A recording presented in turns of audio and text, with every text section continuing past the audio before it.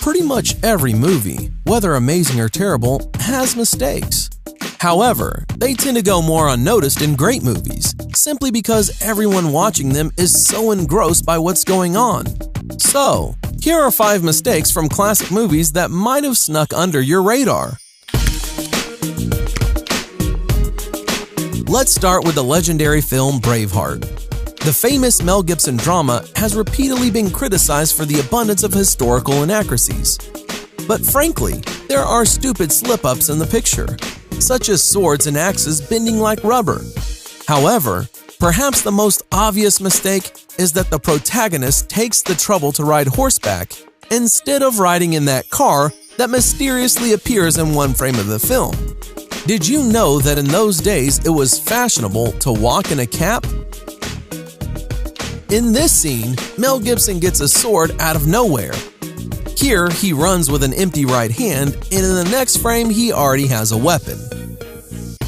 In the movie Jurassic Park, in a scene where a dinosaur enters the kitchen and children hide from it, there is a very strange and frightening moment.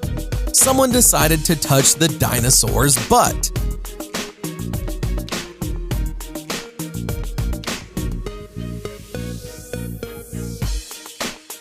In the movie The Dark Knight Rises, here's the first time we're shown that Batman has a fighting technique called non-contact combat.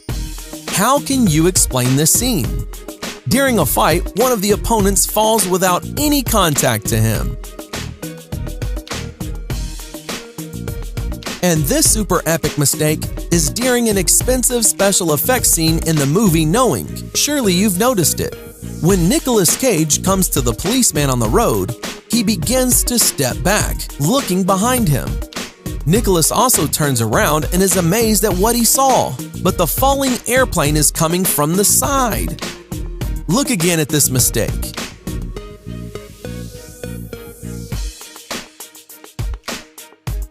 How could they spoil such an expensive scene?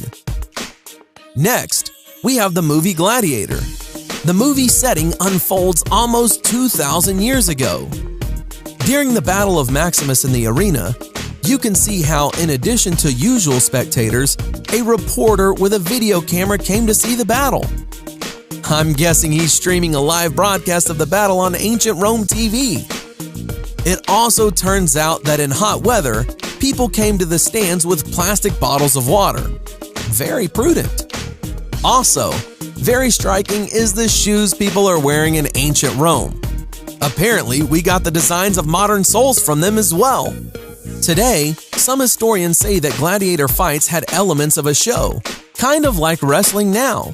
And seeing as rivals stab swords at each other's armpits, you begin to believe it. But at the end of the movie, when the deadly wounded Maximus falls to the ground, you can see how his head is comfortably placed on a pillow of sand, to die with such comfort. But to be honest, it's no surprise that Maximus eventually died, because he had a very bad coagulation of blood. This can be seen at the beginning of the film when in Germany, he was injured by one of the soldiers in the shoulder. But here, he is in Spain, and the wound is still bleeding. Although to get from Germany to Spain, you must ride at least a month to get there on horseback. And again, hit the enemy's armpit. And poor Maximus at this moment, someone pours on the side with paint. And now the million-dollar question. What is wrong with this mother and son? Who noticed in these frames a stupid mistake? Write in the comments below. And in the aftermath, some more movie mistakes. In the movie Indiana Jones, Raiders of the Lost Ark, the action takes place in the 30s of the last century. Here, Indiana Jones is sitting in the city of Cairo with a monkey, and in the background is a guy in jeans and a t-shirt. Unusual style for Egypt of the 30s. In the second part of Iron Man, Natasha knocks down her partner with a clever trick. However, at the moment of the trick, she turned into a completely different woman. In general, Iron Man 2 is a mystical film. Otherwise, how do you explain that Tony Stark's reflection in the mirror thrusts 2 fingers into his mouth before Tony Stark himself?